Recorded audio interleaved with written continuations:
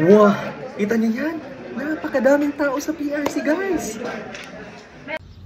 Para sa mga future March 2025 Licensed Professional Teachers or LPT, para sa iyo ang video na to.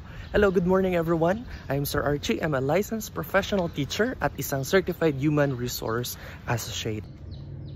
So guys, bakit nga ba sobrang dami ng tao doon sa PRC na nabisita ni Sir Archie?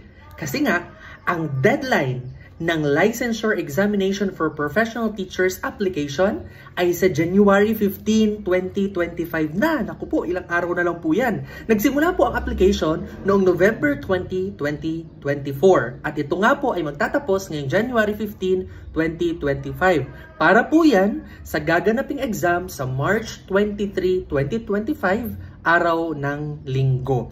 Ito po yung mga currently available na mga testing centers na pwede nyo piliin kapag kayo ay nag-apply. Pwedeng sa NCR, Baguio, Butuan, Cagayan de Oro, Calapan, Cebu, Davao, Iloilo, Coronadal, Legazpi, Lucena, Pagadian, Palawan, Pampanga, Rosales, Tacloban, Tuguegarao, Zamboanga, Bacolod, Bayambang, Bohol, Catanduanes, Kawayan, Digos, Dumaguete, General Santos, Ilocos Norte, Ilocos Sur, Kidapawan, Laguna, Maasen in Southern Leyte, Masbate, Mati, Occidental Mindoro, Oroquieta City, Romblon, Tagum at Valencia. At kapag kayo ay pinalad na pumasa sa Licensure Examination for Professional Teachers ngayong March 23, 2025, ang expected date ng result ay May 23, 2025. Yay!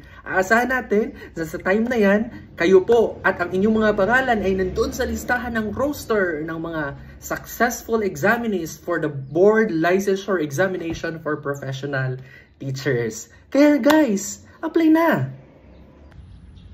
Kaya naman sa mga hindi pa nakakapag-apply dyan, take this initial step para maging LPT ngayong March 2023. Bye!